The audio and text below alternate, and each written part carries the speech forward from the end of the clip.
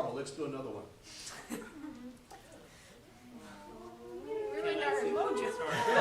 People sing truth and righteousness, and on the earth.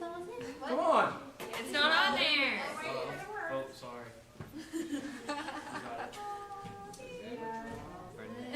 Sons will your just rule come fast. Let all the peoples praise you. Let all the nations sing. Then with rich abundance to us its fruit will bring. The Lord our God will bless us. Our God will blessings send. And all the earth will worship to its remotest end. So if God shows mercy to us, when will that happen? All the earth will worship to its remotest end. When will that happen? When? What? And then? Forever. Forever in the new heavens and new earth. Yes. See how eschatology is involved in everything. Okay? Literally, we might say it this way. How do we determine how to live today? By learning about how we're going to live tomorrow. And then that affects everything today. Okay? If you live for tomorrow, you will be heavenly minded. What does the cliche say? Heavenly minded, no earthly good. So heavenly minded, no earthly good. That's a lie. If you are learning from Christ according to the Scriptures, you will be so heavenly minded that you will be the only earthly good that matters. Thank you. What are you, practicing for Halloween? Wow, dude. All right, so let's get back into it and see exactly the kind of things we need to be able to warn people of and give people reasons to hope in. We're looking at Revelation 8:13 through 12, 9:12. Is that up there, Chris, Garrett? 9:12. Okay, so, okay, all right. Yeah, Should I sorry. move back there? Yeah, move back with him. He's actually distracted. Right there, funny. I'm normally not distracted by babies, but that's like a kid. You know, it's like a Halloween commercial. Like, I told you he was acting like a zombie. all right, so where did we stop last week? I think we got through verse 2. Is that right? Bottomless pit, star, smoke. We didn't get to the demonic hordes coming out of the pit. Okay, all right, so in verse 3, Garrett, okay? Then from the smoke came locusts on the earth. They were given power like the scorpions, a power of scorpions of the earth. They were told not to harm the grass of the earth or any green plant or any tree, but only those people who did not have the seal of God on their foreheads. So now we've got some really interesting context here. Give you some historical context. If you lived in Europe in the Middle Ages, all right, Islam was at the very last minute, under unexpected mercies, stopped in the West by who? A Frankish knight. Charlemagne? No. Charles Martel. Charles Martel. Charles the Hammer. Okay? Long before Thor, there was Charles the Hammer. Okay? But in Calvin's day, 1473, the Ottoman Turkish Empire, the last caliphate, by the way, ended at the end of World War I. Okay? The caliphate is basically the religious authority that universalizes all of Islam under one head. Okay? They finally got stopped where? 1473. No, John Henry, that's not right. but good guessing. Say, we don't remember? It would be in the east. And what empire was in the east that the Austro-Hungarian Empire? They weren't quite the Austro-Hungarian Empire at this point, but they were stopped at the gates of Vienna. Literally, at the gates. Okay? Name a very famous prince in that area who was raised by the Turks as part of the exchange of basically the local princes and dukes would have to give their children up to be raised by the Turks.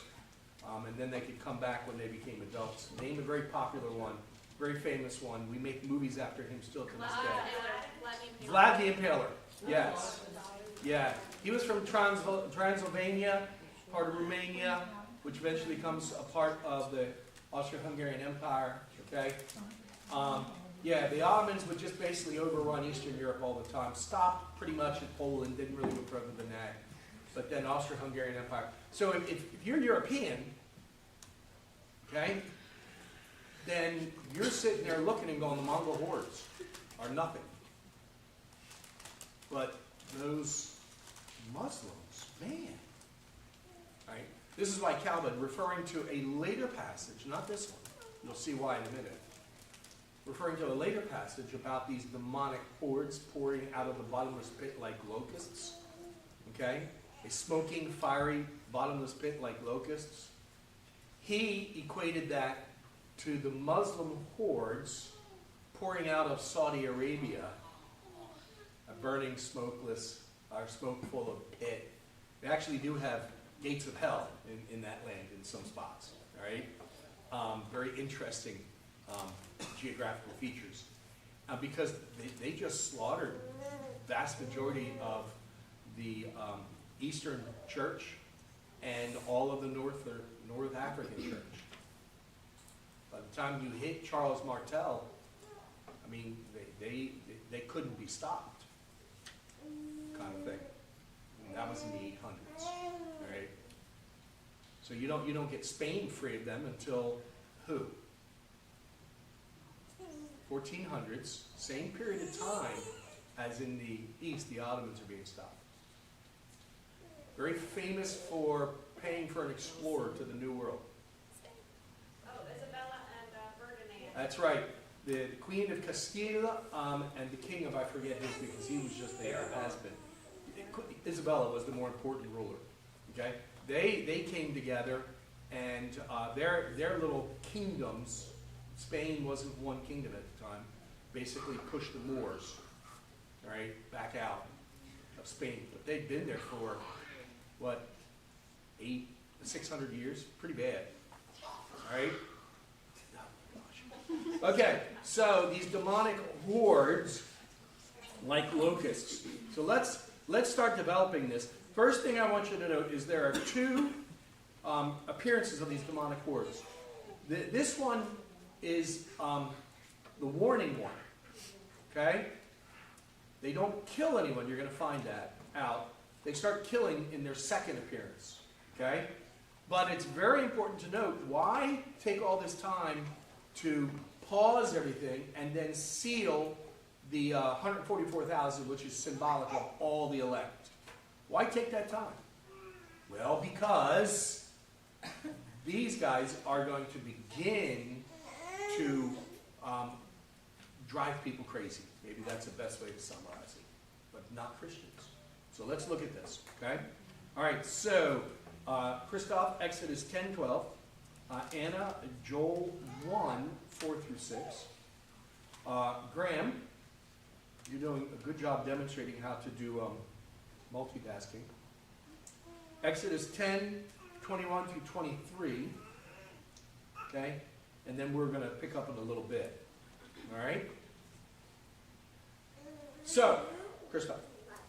Then the Lord said to Moses, "Stretch out your hand over the land of Egypt for the locusts, so that they may come upon the land of Egypt and eat every plant in the land, all that the hail has left."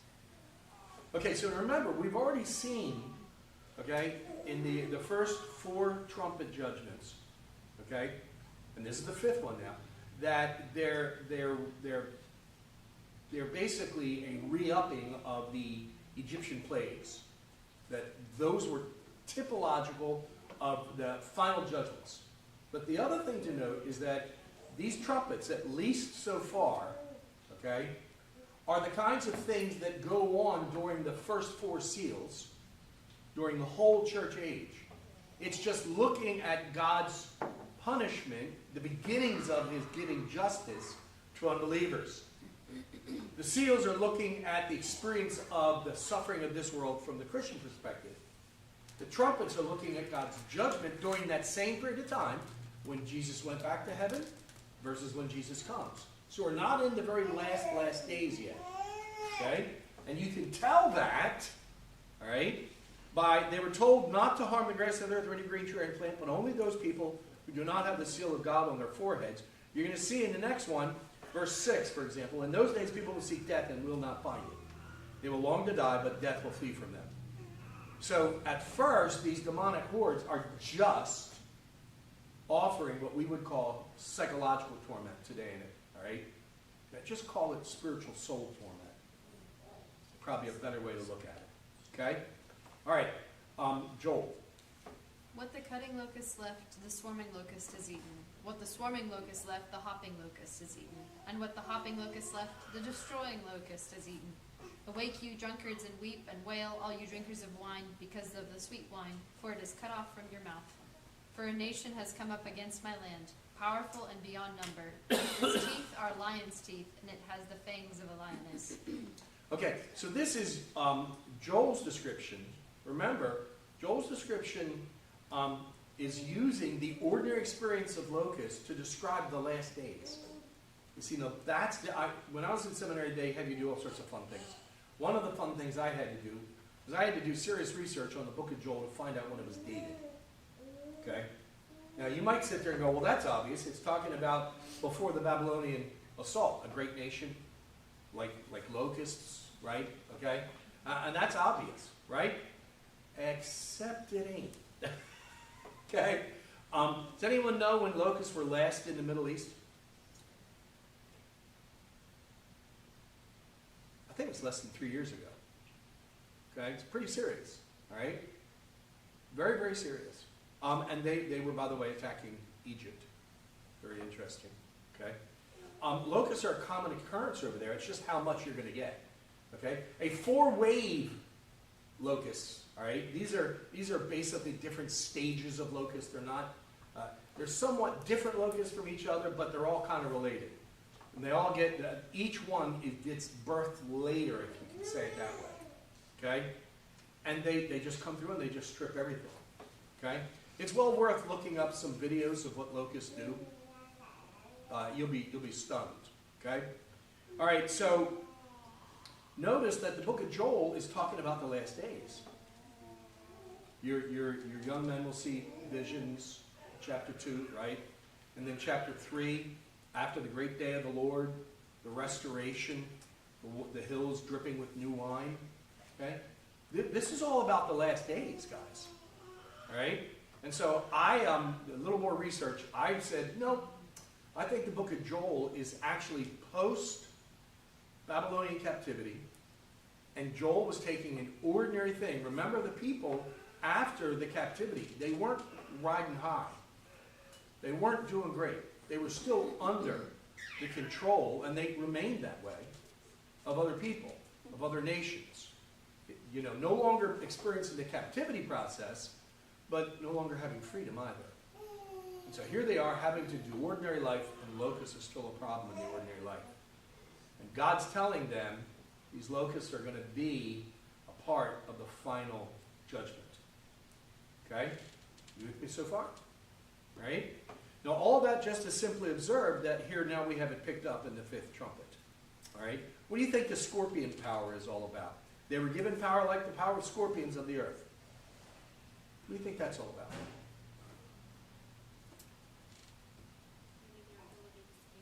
What? Yeah. How many of you think that tarantula bites automatically kill? No. How many of you think that black widow bites automatically kill? They don't. I did read, I saw it, okay, about a month ago, of a little 3-year-old girl. She woke up in the morning and crying about something stinging her back. Okay, this is in Arizona. Her mom rolled her over, and there, sticking out of her back, hanging by its stinger, was a scorpion. Now, this is very important to note. Okay, it stung her so close to her spine. I'm guessing that's why she died, because the poison spread, and they couldn't stop it. Okay, but that's very rare. Okay, very, very rare. All right, so what? Depends on the scorpion. Well, it depends on the scorpions. The smaller they are, the deadlier they are. Yes, which is the same, by the way, for most snakes. You find a poisonous snake in its baby form, don't touch it. It's just potency. Okay. So it makes me feel weird now putting my hands over edges. Don't put your hand over the edge of the bed tonight. You never know, right? That's how I feel sometimes with my legs hanging off. You hang over the edge and you're like, whoops!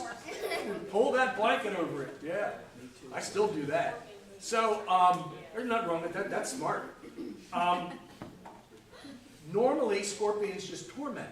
It's painful. It's agonizing. So up in the Mid-Atlantic, we've got our wasps and we got our bees. We don't have many hornets. Those are a little further north. And wasps and bees, they sting, and it's nasty, and it's not fun. You know, I have never experienced a red wasp sting until I moved down here. And I got dinged twice on the same knuckle. Really fast, too. Yes, very, very fast. I'm telling you, I wanted my finger cut off. It was burning in pain. And all of you raised around here going, oh, big baby. Let me show you my ant scars. I have 16 years of them. You can still see them, okay? So, it's just one of the things with my life. No big deal, right? The point here is that they have the power to torment. They have a king over them, all right? We're going to see him in verse 7. Abaddon, all right, and Apollyon. Abaddon is the Hebrew, Apollyon is the Greek. They both mean the same, okay? And it's Satan is who it is, okay? My guess is that the star that fell that opened up the thing is Satan, right? They're not to harm nature. Now, why are they not to harm nature?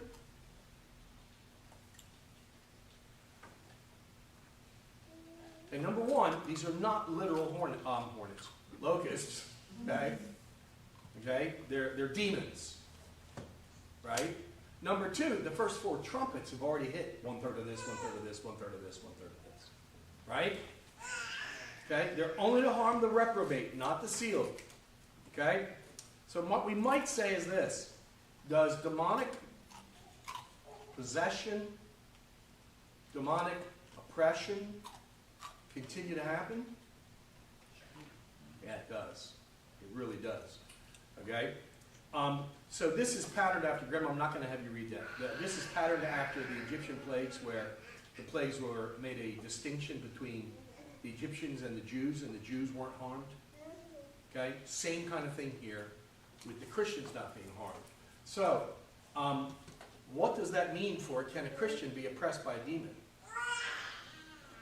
See, there's a lot of teaching since early 90s by an idiot named Neil Anderson that Christians can be demonically oppressed. Not possessed, but harassed, tormented, etc. Okay? We're not even talking about Mike Peretti's, books where the demons smack on engines and make them go out while you're driving down a road and there's a cliff nearby. This is all garbage, guys. It's all garbage. Although back in the 80s, we thought it was the best thing, right, Carol? It's Frank. Frank Peretti, there you go. Frank Peretti, not Mike. Yeah, not to be confused with the Peretti racing tires. Okay. Pirelli. Thank you. That was a test. You guys passed. Hey, it's Frank Peretti. Yeah, he already corrected me. You're not paying attention. It's a tough crowd, really. So, Christians, the elect, the sealed, they cannot be touched or harmed by demons in these days. I would argue in prior days too, but at least in these days, they just can't. Now, can they be harmed and affected by the results? Yeah, if you're a Christian and your community has like that Zodiac killer, right? Clearly guy was demonically possessed. And if you're a Christian, you can be hurt by him. You know. But that's part of the sufferings under the seals. See how that works? Does that make sense? Okay? So, can Satan hear your thoughts? No, he doesn't read minds. He can hear what I'm saying right now. Okay? Okay? But he can't do anything without the sovereign permission of God.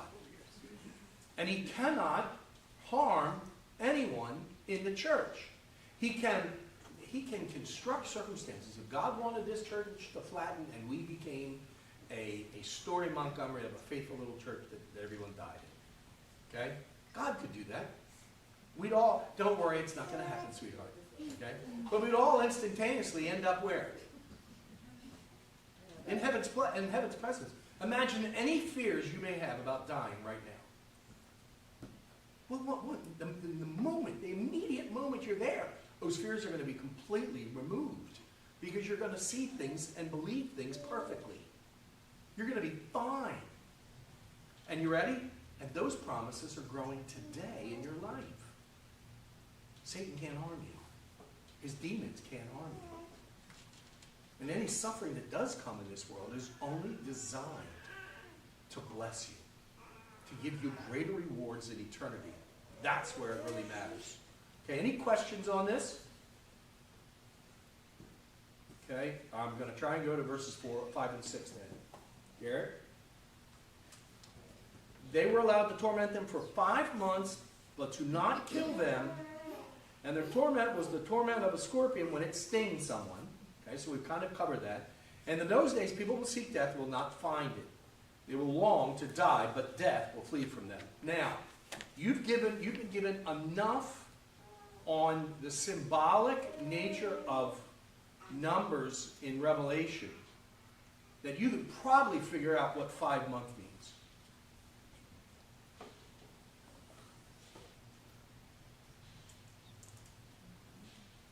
Now remember, think in terms of fractions too. You can sit there and go, I don't remember any 5 in Scripture anywhere. Half of 10. It is half of 10. Okay? I mean, technically you could go to the 5 churches that got dinged. Okay? But that's not relevant to, judgment of reprobate. It's half of 10. What is 10 symbolic reference to? 10 Commandments. No. That wouldn't be symbolic. Oh. Earth, power. The completion of the works of man is probably the best way to say it. So, 10 times 10 times 10 is what? Come on, do the math. 1,000. This one over here does 10 plus 10 plus 10. Well done! Don't teach your math. Don't ask me on the spur of the moment. Okay? It's 1,000, right? So what is the 1,000-year millennial reign? Is it literal or is it symbolic? It's the perfection of the rule of man over the last days. Right? Okay? It's symbolic. It's not literal. Right? So here you have an incomplete period. Now, it might be related to the locust life cycle in the dry season. Okay? But here it's incomplete. What are these demonic hordes doing? What are they doing? Tormenting. They're spiritually tormenting unbelievers. So if it's incomplete period of time, what does that mean? More to come. There's more torment for unbelievers to come. Okay? By the way, this is one of the reasons why we should be praying for people that we know don't know Christ and seeking to witness to them. It's horrible being an unbeliever. The only thing I've ever seen Tim LaHaye write that I thought was really, really good was not his four spiritual temperaments. That's worthless. Okay? Nor his Left Behind series with Dave Jenkins. Okay? That was Dan Brown. No, that's Tim LaHaye. Oh, no, you're right. Yeah. Okay?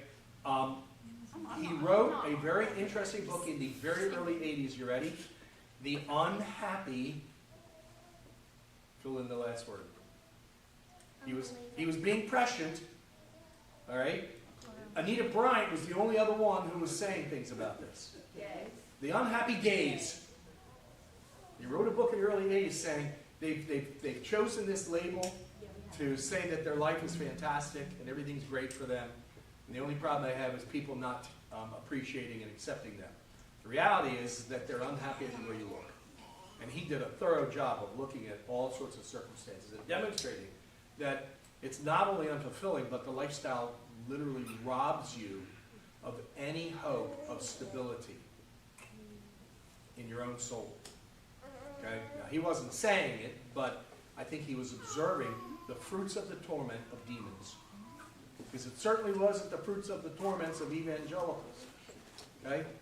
Jerry Falwell's moral majority hadn't even really gotten rolling yet, and I don't think they ever paid attention to that issue. Okay? All right, so now, let's do some more words here, okay? Graham, can you look up on Revelation 11:10? Hattie? I don't have my phone with me, so I left it. Wait a minute, I've been waiting to do this for a long time. Wait a minute, you came to a Bible study without a Bible handy? It's just over there. Okay, I'm just I had a pastor one time Oh, wait, nail I have a someone. Bible. So he was being smart out. Well, I don't have a Sorry. Bible. Email. And the pastor said, wait a minute, let me get this right. You came to a Bible study without a Bible. That's all right. Yeah, you remember being in the Navigators? Yeah, yeah. Yeah. All right, Tyler, no excuses. Nope. Okay? Look up 18:7, 10, and 15. Revelation 18:7, 10, and 15. Okay? Ladies get some slack when they're holding a baby. Linda. You're not holding the baby, so tough. Deuteronomy 4:30. Grace. Deuteronomy 28 and 29. I'm tempted to give that to your dad, but I know he'll have dyslexia with the verbal dyslexia, so. You said Deuteronomy 28. Oh, you take after him. 28 and 29. Carol, Deuteronomy 28, 61 and 65. Dave, Deuteronomy 28. You're going to like this. 28 and 34. Just skim 28. Okay? And the dangerous one in the room, Rhonda. Jeremiah 8, 3. Okay? All right. Graham, go ahead. And those who dwell on the earth will rejoice over them and make merry and exchange presents, because these two prophets have been a torment to those who dwell on the earth. Okay, now we're gonna get to tormenting from the prophets, and that's actually a reference to the church's witness. Okay? It actually does torment people. Can anyone think of an example of someone who was tormenting people's souls by merely preaching to them the Bible? There's a classic example, first martyr in the Christian church. Stephen. They gnashed their teeth and launched themselves at him in hearing what he was saying. Okay? All right, Addie. No, not Addie, Tyler. 18:7, 10 and 15. 10 and 15. As she glorified herself and lived in luxury, so give her a like measure of torment and mourning. Since in her heart she says, I sit as a queen, I am no widow. And mourning I shall never see. Okay, this is the attitude, you can stop. This is the attitude of all the reprobate who make up Babylon, the final world-spinning empire who makes everyone rich, but also leads everyone to worship Baal and Asherah, the new Jezebel, okay? Give her torment because she says, I'll never be tormented, okay? All right, so spiritual psychological suffering is par for the course, all right? And it's promised even to the reprobate in Israel. So let's look at these in Deuteronomy. Verse 4:30, Linda. When you are in tribulation, and all these things come upon you in the latter days, you will return to the Lord your God and obey his Okay, so tribulation, torment, all right, used by God to bring even the elect back to their senses. Okay, Grace.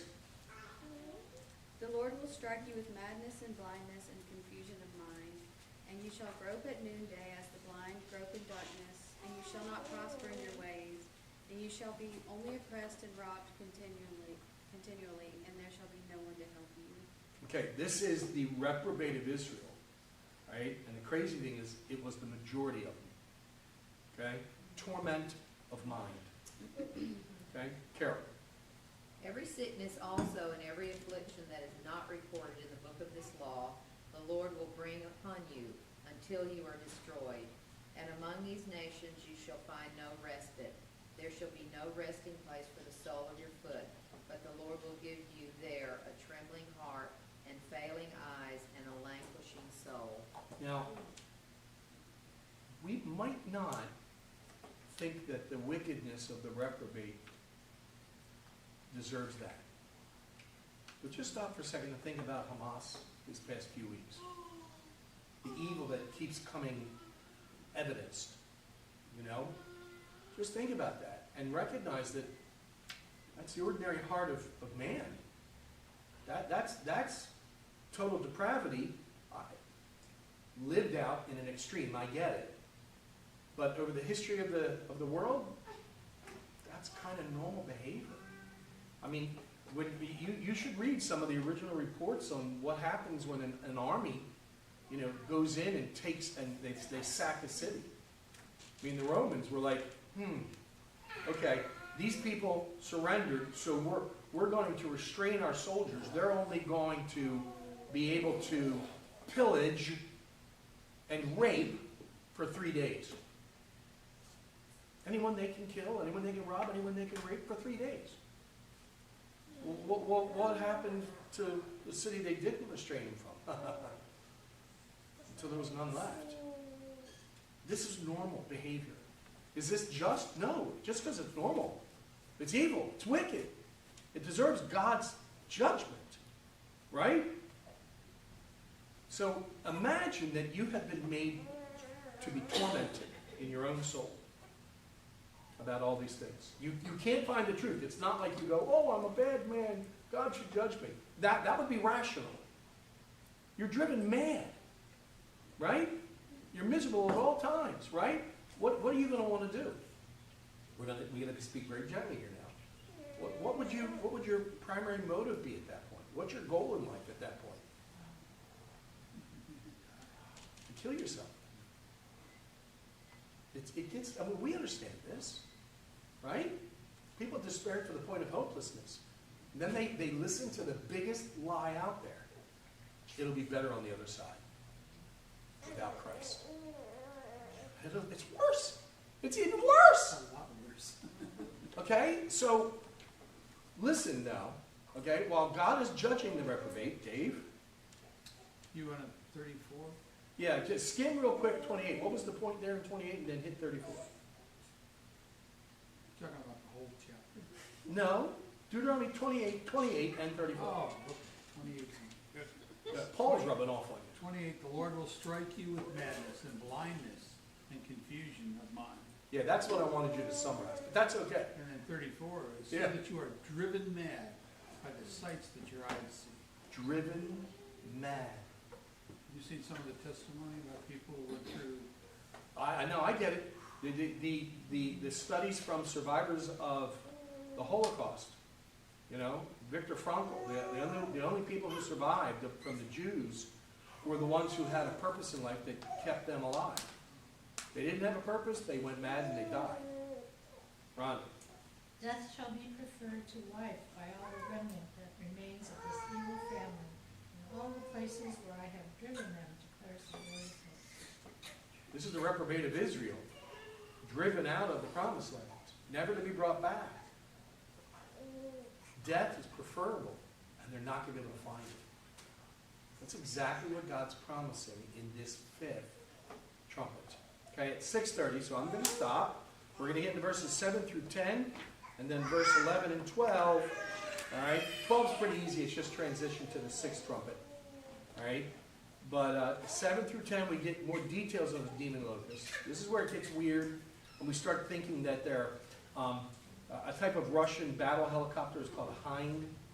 Right? That used to be in the 80s, right? When crazy wacko smacko stuff from dispensationalism. Oh, they're Hind helicopters, right?